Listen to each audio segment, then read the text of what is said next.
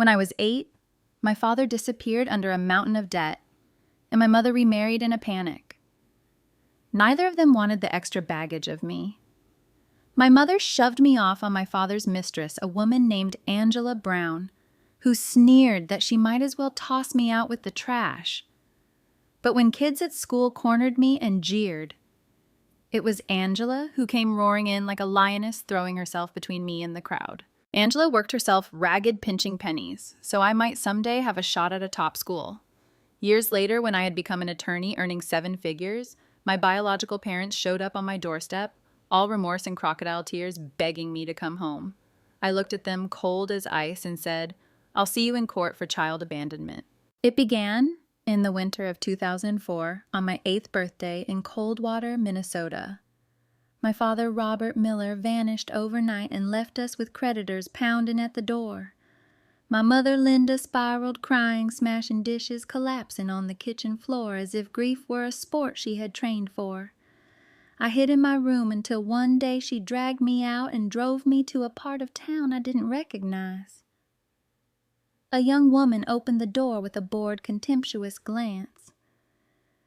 This was Angela Brown, my father's other woman. None of us knew then how tightly our lives would braid together. Angela hadn't known my father was married. She believed his stale promises. If he hadn't skipped town to dodge debts, she might have been fooled forever. My mother, on the other hand, had known about Angela for a long time and didn't much care. She had her own man on the side. I was merely the filament that completed the illusion of a family. Once disaster hit, I turned into the luggage everyone wanted to leave behind. Smiling like a salesman, my mother said to Angela, "The collectors are closing in. Do me a favor and keep the kid for a month. I'll come back." She pressed a small wad of bills into Angela's hand. "It's all I have left. I'll shake that bastard down for the rest and pay you." Angela counted the money and snorted. "You'd better bring more in fast. Otherwise, I'll dump this brat at the curb." My father hadn't only cheated. He'd cleaned out Angela's savings before running. She assumed my mother was leaving me as collateral. My mother nodded eagerly and pushed me forward. "Go with Ms. Brown. Mommy will be back soon." I clung to my mother's sleeve, begging through tears. She peeled me off, smacked my backside, and snapped go. Angela hauled me inside. "What, you think I don't have enough chaos already?" she muttered. "Don't block your mother's way while she's out there finding my money." Between sobs, I noticed a boy in the corner, thin, smaller than me, gripping a worn stick with trembling hands while he stared. This was Mason, Angela's son. He had a clubfoot, a disability that made walking hard and running nearly impossible. My mother left without looking back. She had promised a month. A month later, when Angela and I went to find her, we learned she'd sold the house and fled. In the middle of an empty street, Angela crushed my fingers in her hand and shouted into the wind, "Your mother and father are both heartless, so why should I expect better from you?" She dragged me to the gates of a local orphanage, but froze when a little girl inside stooped to pick up a dirty roll from the ground and eat it. I stared at Angela through a blur of tears. She turned sharply and led me home. On the walk back, she let out a long, weary breath. "Come with me. At least you can help look after Mason. Maybe one day he'll have enough put away to start a life." Then, more to herself than to me, she muttered, "God help me. What did I do to deserve this?" I started 3rd grade at the only elementary school in town. Angela curled her lip. "If it were up to me, I wouldn't waste the money letting you go. But it's the law." Still, before I left, she buttoned my collar, then barked orders. "Get home early and cook for your brother. If school doesn't work out, be smart and marry young." Mason couldn't manage heavy chores, so I did them all. Every afternoon I ran home to light the stove and cook. The iron pot on the burner was big enough to bathe in. Angela spent her days at a wood products factory sorting tens of thousands of wooden forks and skewers. Her palms were laced with splinters. She'd left home for love only to sever ties with her family and get swindled by my father. Neighbors whispered about her about us. Being a single woman raising 2 kids, one with a disability, was a feat everyone felt obliged to inspect and judge. In winter, the sun vanished early, and the cold bit down to the bone. Angela often came home after dark, sore and furious. Why is dinner late? You want me to starve? She'd snap, and sometimes the meanness in her voice cut deeper than the wind. My cooking was terrible at first. Burnt raw gummy. She flayed me with words. Useless. Can't even get the basics right. I cried silently, head bowed, resentment swelling like a bruise. Then she grabbed my collar, pulled me close to the stove, and taught me, "Pay attention. If you burn it again, I'll tan your hide." I was still hoping my mother would return. Then our kitchen caught fire. I came home from school to find Mason standing by the stove, a bundle of straw ablaze. He'd tried to warm himself with a scrap of birch bark, burned his hand, and flung it into the straw. By the time Angela arrived, a chunk of the kitchen was charred black. She yanked me outside and spanked me, shouting, "June, if Mason had burned to death, what then?" I clenched my teeth and refused to cry. Mason sobbed. It wasn't her. It wasn't her. Only when the neighbors pieced together what had happened did Angela soften barely. "If you'd come home sooner," she grumbled, "this wouldn't have happened." Repairs swallowed most of what little money she had left. Even on New Year's, we barely had a meal to call a celebration. She shoved a few rare slices of meat into my bowl. "Eat your skin and bones. People will think I'm starving you." After that, Mason followed me like a shadow. At night, I told him stories from school, recited poems my teacher loved, and described the class clown who tried to leapfrog and split his pants clean down the back. Mason's eyes glittered like two small stars. The fall he started school. Angela decided I should repeat a year so I could help him. I hated it, but there wasn't much choice. The roads turned to slop every time it rained. I carried him on my back when his leg gave out. I collected scrap and picked wild berries. Every time I scraped together $5, I bought Mason candy. Kids can be cruel. One afternoon, the big boy from the next homeroom and his crew locked me in the equipment room, laughing about whether Mason the cripple would manage without me. I screamed until my throat burned. No one heard.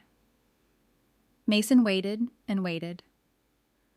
Finally, limping and alone in the dark, he trudged home to get help while the others mocked his gait. Angela came back from her shift and went frantic when neither of us was home. She pounded on doors in a rainstorm until someone's scared child blurted the truth. Near dawn, she found me feverish and shaking. She scolded me for not fighting back even as her voice broke. The next morning, she marched into school and raised hell. Teachers were kings then, and parents bowed to them. Angela refused to bow. She demanded the bullies' parents show up, then stared each one down. "If anyone touches my girl again, I swear, I'll throw down with you myself." The room went dead silent. One woman sneered that I wasn't even her real daughter and had begged for my birth mother to come back.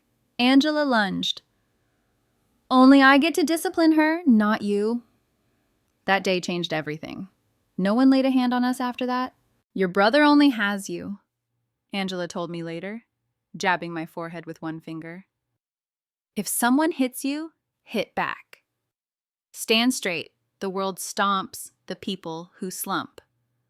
Then, as if catching herself, she added, "Now go wash the laundry." From that moment, although I didn't admit it, my hatred of her cooled. In 2009. Just as Mason and I were headed for middle school, Angela lost her job in a round of factory layoffs. Most of her savings had gone into doctors and braces for Mason's leg. A coworker introduced her to a man in his 30s who didn't seem to mind that she had 2 kids under her roof. Friends advised her to send me elsewhere. Angela sighed. She's grown. If there's any wedding money down the line, it won't go to some stranger. For a while, that man brought a little calm to our patched-together family. Angela opened a tiny alterations shop working the sewing machine until her shoulders ached. Then he started circling me. "June, come here. I've got candy," he'd say, voice syrupy.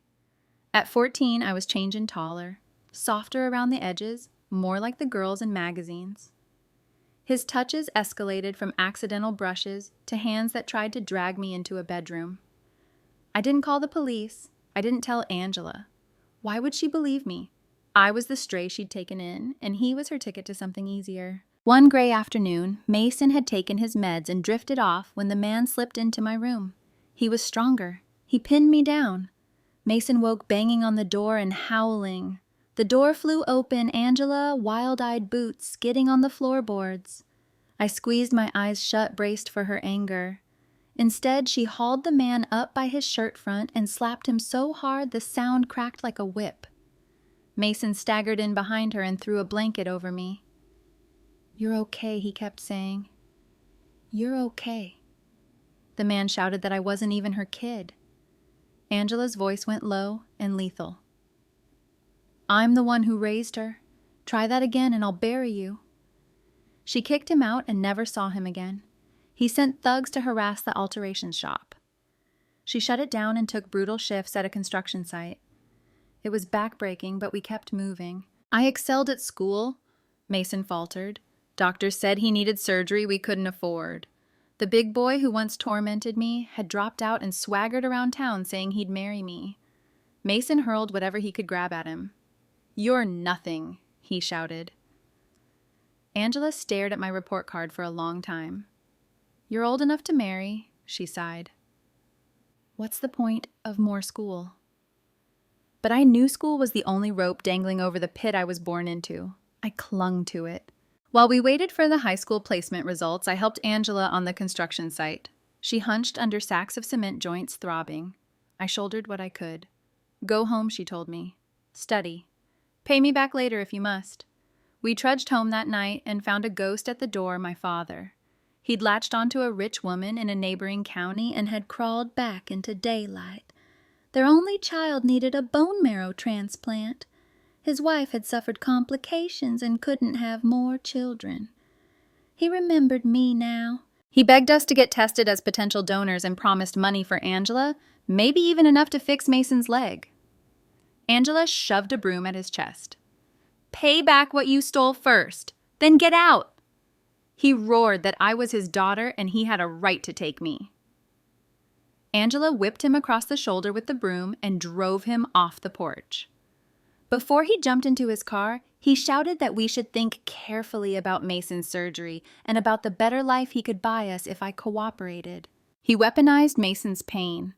I stood in the shadows, seeing clearly that the only child he cared about was the new one. Angela sat me down. "He's back," she said, evenly. "Do you want to go?" I shook my head. "No." "Good," she said. "The Millers are poison." She counted the money he'd left on the table, but it still wasn't enough for the operating room. Mason hunched in his corner and whispered, "I don't need surgery, just more pills." Angela slammed her palm on the table. "Don't you dare give up." For a month, she worked double shifts and set up a stall at the night market selling anything she could get her hands on. I waited tables and scrubbed floors. Still, compared to hospital bills, our earnings were a handful of raindrops in an ocean. Then the phone rang. I'd gotten into North Star High, the best public high school in the county. Angela swiped at her eyes and pretended not to. "So you've got some promise?" Only then did I understand she hadn't wanted me to stop studying. She'd been terrified we couldn't afford it. I burst into tears and hugged her. "Thank you, Angela." She froze, then patted my hair with a rough, clumsy hand. We scraped together enough for Mason's surgery. My tuition remained a problem. My father showed up again with his smirk and suggested a solution: arrange a marriage for me in exchange for a cash payout. "Look at the neighbor's girl," he said. "Working already. The engaged bring in a decent chunk for the family." I made a fist so tight my nails bit my palm. In our town, families cashed in their savings to send a bright kid to a top school. I was the only North Star admit that year. It should have been a parade. Instead, my father was haggling over how much I could fetch. Angela smiled slow and sharp. "Fine," she said. My blood turned to ice. After he left, half the money up front, Angela's face went stone cold. "You heard what he said," she told me. "Now hear me. If you can land in the top 200 at North Star, you keep studying. I'll handle the money. But your father's going to cough up his share this time." He returned the next day, pretending to be tender. "Sweetheart, I just want what's best. There's a respectable family interested. You'll eat well and live easy." The respectable family's only son had severe cerebral palsy. He wanted to trade me for a check. Angela counted the cash and said, "You can leave now." When he reached for me, I yanked away. "Here's how this works," I said. "You pay support. then you disappear. Angela ripped her own shirt and ratted her hair, then screamed for the neighbors. People poured in from the street as she shouted the truth that my father had abandoned me and now wanted to sell me. Old debts surfaced in the crowd. Old anger flared. He bolted to his car and peeled away. "Tuition's covered," Angela said, eyes still shining with fury. "But remember this? You'll pay me back 100-fold someday." She said it like a threat, but her eyes were wet. With that money and a county scholarship for North Star, admits Mason got his surgery. He would walk, the doctor said, with time and rest. He wasn't admitted to a traditional high school, so he enrolled in a vocational program for auto tech. "I'll build the most beautiful cars," he told me, "and I'll drive you and Mom to the ocean." North Star humbled me. I'd never had tutors or test prep classes. The first monthly exam put me at the bottom of the pack. I swallowed my pride, begged the smartest kid in class, Ethan Park, for help, and in return, took out the trash and wiped down the whiteboard every day. "What debt did I owe you in a past life?" he grumbled, but he underlined the key ideas in my books. Still, my grades barely budged. I planned to hide in the dorm all winter break until Mason limped onto campus, caught me scraping egg fragments from the free soup vat, and nearly cried. He dragged me to a diner and ordered 2 meat dishes. I ate 3 bowls of rice dizzy with gratitude. "Mom's worried sick," he said. "I'm taking you home for the holidays." Angela looked thinner. The work she'd found clearing deadwood on the mountain was savage. Even through gloves, her hands split and bled in the -40 wind. Around town, people gossiped about me, the girl who'd never cracked calculus, the girl wasting money that could be used for a dowry. Angela bared her teeth. "My girl will walk past the gates of any place she wants," she snapped. Before I returned to school, she handed me $500. "Don't starve yourself for pride," she said. "I'm investing in you. Also, throw out that ragged bra. Buy a new one. And if you don't come home 5 pounds heavier, you'll answer to me." I laughed and cried at the same time. With food in my belly and sleep in my bones, my brain lit back up. I haunted the teachers' offices, hammered on Ethan's door with questions, and studied until the words on the page felt like a language I had always spoken. By junior spring, I cracked the top 200, then 150. The day before I went home to brag, my father reappeared at school with tears and contrition. His little girl from the second marriage had died. His new wife had left. He wept into his hands about the pain of losing a child, and for a moment I believed he felt something real. Then he tried to sell me again this time, to a man from out of state who sat waiting in a back booth of a restaurant, eyes roving over me like I was a horse at auction. I said very quietly, "This is the last time I'll ever call you Dad. The police will be here any minute." Before meeting him, I'd told Ethan to call if anything felt off. Officers came in as my father lunged for my sleeve. He shouted that I was ungrateful that I was sending my own father to jail. Maybe I was. Or maybe he had picked that path himself. With him gone, my scores steadied. Ethan and I started a tiny side hustle, reselling packaged snacks on the weekends. We ran from the dorm monitors with boxes under our arms and laughed ourselves breathless. By senior year, I'd saved $1,800. I sat solidly in the top 50. After the college entrance exams, Angela and Mason waited outside the gates, faces pinched with hope. I had bought a small gold ring for Angela, the only extravagance I could justify. "For you," I said. She scolded me for wasting money, then spent a week showing it off to every neighbor and coworker. Mason graduated from his program and landed a decent job, $2,000 a month, which felt like a fortune. "I'll cover your tuition," he bragged. Angela finally exhaled. When the scores posted, the house filled with spectators and snide remarks. I dialed the results hotline. "June Miller, total score 601. The room went silent. Then came the gasps. Even the loudest gossipers shut their mouths. Angela planted her fists on her hips. "You hear that? My daughter is going to a top-tier university." The next morning, she promised to clock out early and cook a feast. I slept in for the first time in months and woke to sirens and shouting. The cold water rubber plant. Angela's new job had collapsed. Mason and I sprinted through town to a heap of twisted metal and concrete and the sound of keening. We clawed at rubble until our hands bled. I prayed like I never had before. And then suddenly, Angela's voice behind us. "What are you doing here? It's dangerous." She had gone to the next town's market to buy fresh fish for our celebration and missed the collapse by an hour. I flung my arms around her. From that day on, Mason and I called her Mom, and she answered, as if she'd been waiting all along. When we filled out college forms, Ethan and I both chose Midwest State University. I declared pre-law. The first film I ever loved was Legally Blonde, and I memorized Elle Woods' lesson. A woman's power isn't beauty or martyrdom, it's grit in the storm and the dignity of standing on her own feet. Ethan asked me out freshman year. I told him to get me through calculus and linear algebra first. He still says he tutored his way into my heart. After graduation, I joined a big firm and climbed one grueling case at a time. By 28, my income had a comma in the front and more zeros than my 8-year-old self could have imagined. Angela, who once hounded me about paying her back, never asked about money again. When I married Ethan, she gave me the one precious thing she had from her own mother, a jade bangle cool as river water.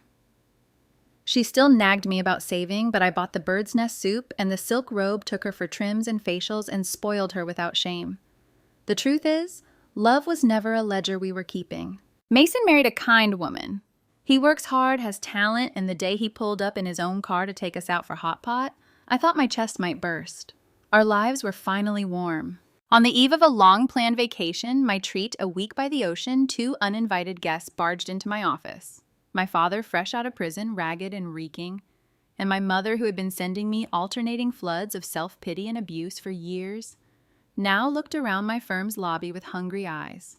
"We knew you'd make it," my father said, as if he had laid the bricks under my feet. "This place must cost a fortune. I did my time. How are you going to take care of us?" Angela started to call security. I touched her arm. "It's okay, Mom. Sit," my mother snapped. "Don't you call her that while I'm standing here." My father banged a fist on the reception desk. "You owe us. 10 million or you don't leave this office." He rambled about how Angela was using me, how I was too stupid to see it, how he, my father, deserved my money, because he had given me life. I laughed. "I only recognize one mother, and she's sitting right there. If you think there's some legal duty here, go ahead. File a claim. A court might order modest support. That's it. And if you'd like, I can represent you pro bono and explain exactly how little you're entitled to." They shook with rage, howled about blood and roots and gratitude. "Try me," I said. "Keep harassing me, and I'll pursue an abandonment case and damages. You won't get a dime." Angela's eyes crinkled with pride. "Thank you," she told them lightly, "for giving me the chance to raise a daughter like her." Security escorted them out. "Don't come back," I said. "You don't get to live in my good days." For the first time, my mother seemed to understand. In my story, there was no space left for her. We finished packing. Angela clucked about early morning flights and discount fares, scolding me for throwing money around. I leaned close and whispered, "Do you know how much I make now?" She turned serious. "It doesn't matter what you make. Be healthy, be happy. That's enough." The words no biological parent had ever said to me came from the woman who once threatened to toss me to the curb. After 20 years together, we are mother and daughter in every way that counts. Blood never raised me. Love did. I used to think I'd been cursed with the worst luck, a selfish mother, a predatory father. But I was also blessed with a woman who stood like a wall between me and the world, and with a brother I would defend forever. When the ocean wind hit my face, I thought of that winter in 2004, when everything inside me felt dead and frozen. Standing there hand in hand with Angela Brown, the winter in me finally thawed, and it has been warm ever since. Thank you so much for listening to today's story. If this story resonated with you or made you reflect, I'd love to hear your thoughts, so feel free to share them in the comments below. And don't forget to like, subscribe, and hit the notification bell so you won't miss the next story. I'll see you next time as we continue exploring more journeys and lessons together.